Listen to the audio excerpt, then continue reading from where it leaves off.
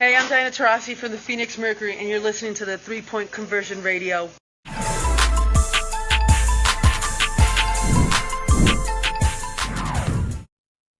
All right, guys. Questions in the room? Anybody for Caitlin? You just talked about being back in Seattle. Last time you were here, you had a pretty good experience, a couple of good games. Just how happy you to be back here in Seattle? Yeah, I think it's definitely a place that brings back a lot of memories for myself. I think going back to our junior year when I played here, obviously it was kind of when I felt like all the momentum in women's basketball really changed. Um, and had some big wins here. This is where we advanced to the Final Four. So, but more than anything, like the support. Like we didn't know coming from Iowa, coming out to Seattle, like the crowds would be like when we first came here. But the women's basketball fans in the city were just incredible. The arena was packed. I think it was sold out. So it's fun to come back here and play in this arena again for sure.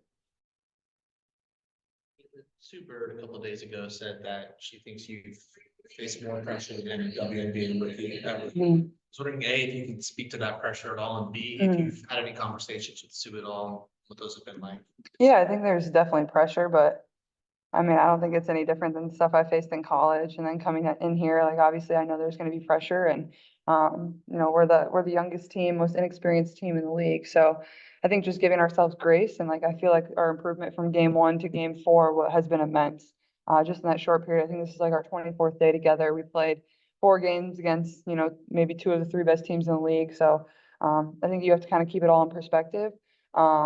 And yeah, I mean, our goal every single night we come into these games, we come in expecting to win. So, you have that pressure, you have the pressure of performing, you have the pressure of everybody in the outside world watching you. But I think it's something you embrace and, maybe it's a little different and new for the other girls in this organization or the coaches in this organization. But I think everybody's done a really good job of just accepting that's what it is. And, I think Sue has been somebody that's been very supportive of me over the course of my college career. Like I remember when she was here last time I played in Climate Pledge, cheering for us, came to shoot around before. So, I saw her when she was at the Liberty game when we played in New York a couple games ago, and she's just always been somebody that's been supportive and really just wants the best for me. So I really appreciate it. How do you think your game has translated from college to WNBA so far? Just the way that you had a coach, the leader to Indian favorite here. Yeah, I think it's translated well. I mean, nobody said I was going to come in here and average 30, 10, and 10. Like I think that's probably a little bit of an unrealistic expectation, and maybe at some point in my career I'll get to that. But I think to come in here and distribute the ball, I think I can do a little bit better job of, finding my teammates and taking care of the ball a little bit better. But some of that's going to come with just the chemistry as we develop that over the course of the season. As a team, taking care of the ball better is a better focus. But I think shooting wise, I think I've taken good shots. I think at times I can probably be a little bit more aggressive and play downhill a little bit more. It's a little different when you have so much talent on your team. I think that's still something that I'm getting used to and finding those people when they're open and spots that they can be successful as a point guard. And I don't know, I think it's definitely been an adjustment, but I feel like, since the first 2 games, I think I've done a better job of just like going out there and playing and being myself. And I think that, we'll continue to evolve as we get going here. This is storm country, but I mean, those 18,000 fans here tonight, a lot of them coming to see you. It's like a world tour you're on. Yeah, I mean, I love it. I guess I would be disappointed if it wasn't like this in a way. Not disappointed, but I feel like it's also just something like you kind of expect and welcome at this point. It's a lot of fun for me, like getting to play in front of these environments, whether they're cheering for you, whether they're cheering against you. I think as a competitor, that can bring out the best in you. We went to New York, played at Barclays, and I thought that environment was absolutely incredible. And I expect something very similar here tonight. But I think it's just great for women's basketball. It's great for this franchise. Obviously, the Storm have done incredible things with the talent they've had and the talent they've added this year. Obviously, speaks for itself. So I'm definitely excited, but I think our team is definitely enjoying playing in front of these large crowds too. Our last game at home, our crowd was absolutely incredible and really into the game. So the more we can continue to feed off of crowds, especially our home crowds, I think is going to help us in the long run. So Caitlin, Matt Pittman with KCBS Radio down in San Francisco. So Bay Area just, got an expansion team and they'll play next summer. Last week unveiled their colors and brand identity to go 10,000 plus deposits for season tickets. The excitement's high, kind of riding this wave that certainly with the W. Just seeing that the league is now kind of capitalizing on that and expanding to major markets like San Francisco Bay Area, Mhm. to Toronto. How significant is that to the story of what the WNBA is experiencing right now?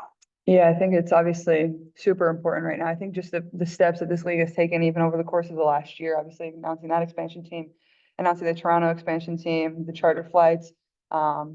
I think the CBA, we can opt out of the CBA after this year, if I'm not mistaken. I think just all those things, like you're really going to see this league continue to evolve over the course of the next couple of years and probably really change and become even better in a lot of different ways. And I think that's really good. I've been somebody that's supported this league ever since I was a young girl. Now being a part of it, it's something special and I want to continue to help it continue to grow forward. But, I think playing women's college basketball and then coming to the pros, how much talent there is out there. And then obviously coming here, there's less than 144 spots in this league. So I think expansion is, only going to help increase the awareness of our game, obviously get into more markets. That's absolutely incredible. 10,000 season ticket deposits. Like, I don't think people realize how, insane that is. I don't know if any team across the league has that many season ticket deposits. So, I'm just happy and, hopefully it continues to expand, past just even those two teams. I think there's even more room to grow, in that regard. It's a place like the Bay Area with its history of, Mhm. icons coming from the college basketball world and what Stanford, what Coach Mhm. Vanderveer has been there. Anything come to mind about the idea of professional basketball finally having a place in the Bay where a team like Stanford has been so good for so long? Cal's on the rise with Sherman Smith, and Yeah. SF has always done tremendous things. It's Yeah. a great legacy. Yeah, I think it's a great place for a women's basketball franchise. Obviously, what Tara was able to do at Stanford and just the excitement around women's basketball in that area, I think is absolutely incredible. And then obviously, the Chase Center and what the Warriors were able to do, like it's just a great place to put women's basketball. I think it's going to be well supported. Obviously, you see that with the season ticket deposits, but just the people in the community that are excited about it even before we ever had a WNBA franchise going there. Like they loved women's basketball before they got a franchise. So I couldn't really think of a better place to put a team. And, I think their team colors are also pretty cool. So people, One of my questions for you. They put you on the spot. yeah, not too bad. Not as good as the Fever, but it's up there. It's up there. Did you have a relationship with Tara at all, especially going back to coming out of high school and your recruiting process? I never really talked to her a ton during my recruiting process, because I narrowed it down pretty quickly that I wanted to be close to home. But obviously, I knew Coach Tara, like, and what she was, doing at Stanford, and her and Coach Bluter are really good friends. So that's how I kind of got to know her, and then I got to know her through Cam too, because me and Cam are pretty good friends, and spent some time with her at the Wooden Award my junior year with Cam. And she's just such a down to earth, great human being that just really wanted the best for women's basketball. She was one of those pioneers and trailblazers that really helped grow our game forward. And, it's sad that she's not going to be in the game anymore, but I think her impact and her legacy is going to be something that you see for a really long time. And I remember her talking to me about like she's a huge water skier or something like that. So I'm sure she'll be doing a lot of that now that she's not coaching, and as she should. She definitely deserves it. Valkyrie Violet. Thumbs up. Yeah, I give it a thumbs up for sure. Just issue. Mm-hmm. What's been the collective involvement as a team stage and Mhm. forward? Yeah, I think it's the way you stay together is knowing, we are the most inexperienced team in the league, but we also have a lot of talent. We've only been together for 22 days. We have one of the toughest schedules to start the year where, game, practice, that's what it is. But I think it's not anything anybody shies away from. But I also think going back and watching the film and finding a lot of positives from our performances, especially the last two performances, I thought, we competed really hard. I think especially at Connecticut, like we had many chances where we were up 4 with I think 5 minutes to play, where we could have extended the game, and kind of, maybe got it to 6, maybe got it to 8. So I think there's just little things where we're like right there. And you have to remember Connecticut and New York are two of the best teams in this league. So I think keeping that all in perspective and knowing now we get to go on this road trip of 3 games versus really good teams, but it's also another opportunity for us to find a win and string some confidence along. But I don't think anybody's lost that positive spirit or competitive energy or, expectation of winning. Like we come into these games and we expect to win. We think we're going to win, and you just got to lay it all out there. And, hopefully that's the result you get. consistency of playing, Mhm. playing. Yeah, I mean, that's like the best way to learn and, especially our first two games where I didn't feel like we had the best overall performance as a team, like, you didn't have to sit and sulk about it for a while. Like we got to get back out there on the court and really like prove to ourselves more than anything. Like that's not the team that we are going to be or we are. Like we got to come back out here and continue to compete every single night and, show people what we're really made of, but also learn and grow and continue to improve really. Just talking about growth in the WNBA. I'm from Brazil. I write for a Brazilian outlet. Are you aware of your reach internationally? In Brazil, especially, you have so many fans. So, are you aware of that global reach? And my second question is, how do you deal with the pressure, the expectation? Like, how have you been taking care of yourself as a person in this process?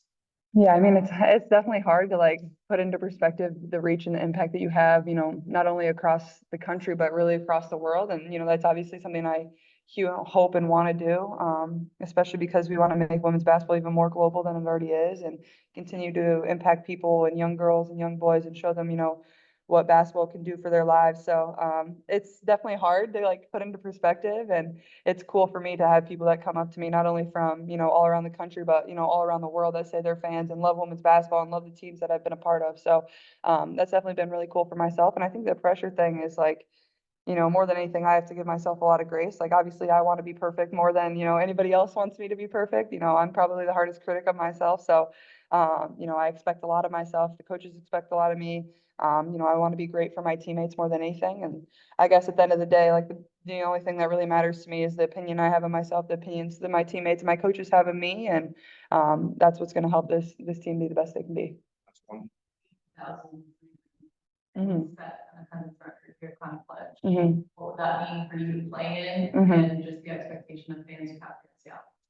Yeah, I think it's something that's super cool, like to be able to be a part of a record, like especially one that is helping grow women's basketball, but really women's sports in general. And it's fun coming back here because I know how great this community is at supporting women's basketball and has been, especially, I mean, they had some of the best teams the WNBA has ever seen in the history of the league. So to be able to part of a record-breaking crowd in this type of environment, I think is going to be super special, and hopefully we can soak it in, and hopefully there's a few fans cheering for us, I guess.